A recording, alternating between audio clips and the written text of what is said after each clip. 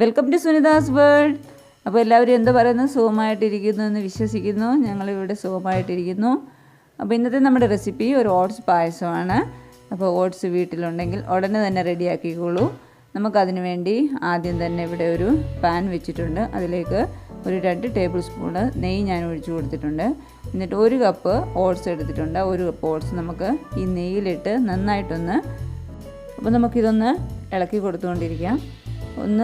നന്നായിട്ടൊന്ന് വഴണ്ട് വരണം എന്ന് വെച്ച് കളറ് മാറരുത്. അപ്പോൾ ഇത് നന്നായിട്ടൊരു മണം വരും. അതുവരെ നമുക്കിതൊന്ന് ഇളക്കി കൊടുക്കാം.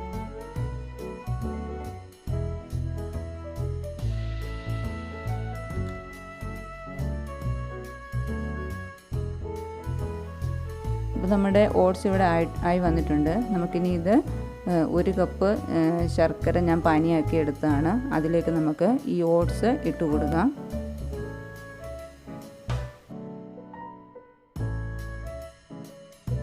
അപ്പോൾ നമുക്ക് ഈ ഓട്സ് എല്ലാം ഈ ശർക്കര പാനിയിലേക്ക് ചേർത്ത് കൊടുക്കുക. എന്നിട്ട് നന്നായിട്ടൊന്ന് മിക്സ് ചെയ്യാം. അപ്പോൾ മധുരം ഓരോരുത്തരും ആവശ്യത്തിന് വേണം ചേർക്കാൻ.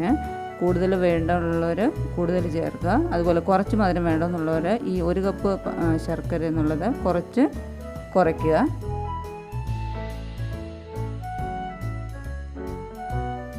ഇനി നമുക്ക് ഇതിലേക്ക് പാൽ ചേർത്ത് കൊടുക്കാം. അപ്പോൾ 1/2 കിലോ മുതൽ 3/4 കിലോ വരെ പാൽ വരെ നമുക്കിതിലേക്ക് ചേർത്ത് കൊടുക്കാം.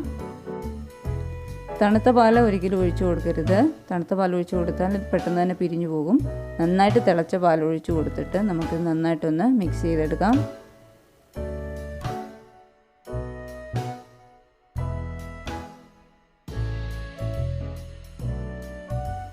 ഇപ്പോൾ പായസം ഇവിടെ നന്നായിട്ട് കുറുകി വന്നിട്ടുണ്ട്.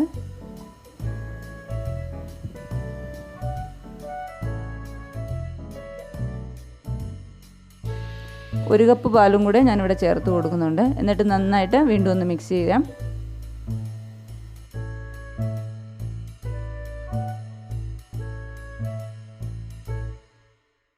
ഇതിലേക്ക് നമുക്ക് 1 ടീസ്പൂൺ ഏലക്ക പൊടിച്ചത് ചേർത്ത് കൊടുക്കാം. അതുപോലെ തന്നെ വഴറ്റി വെച്ചിരിക്കുന്ന കിസ്മിസ്, കപ്പലണ്ടി, അതുപോലെ തന്നെ അണ്ടിപ്പരിപ്പ് ചേർത്ത് നന്നായിട്ടൊന്ന് മിക്സ് ചെയ്ത് കൊടുക്കാം. അപ്പോൾ നമ്മുടെ ഓട്സ് പായസം ഇവിടെ റെഡി ആയിട്ടുണ്ട്. വളരെ ടേസ്റ്റിയാണ്. എല്ലാവരും തീർച്ചയായിട്ടും ഒന്ന് ട്രൈ ചെയ്ത് നോക്കുക. വീഡിയോ ഇഷ്ടപ്പെട്ടാൽ തീർച്ചയായും ലൈക്കും കമൻറ്റും ഷെയറും ചെയ്യാൻ മറക്കരുത്. ഈ ഓട്സ് പായസം എല്ലാവരും ഒന്ന് ട്രൈ ചെയ്യണേ. ഇഷ്ടപ്പെട്ടാൽ തീർച്ചയായും കമൻറ്റ് ചെയ്യാൻ മറക്കരുത്. അപ്പോൾ വേറൊരു വീഡിയോയുമായി വരാം. അതുവരെ ബൈ ബൈ.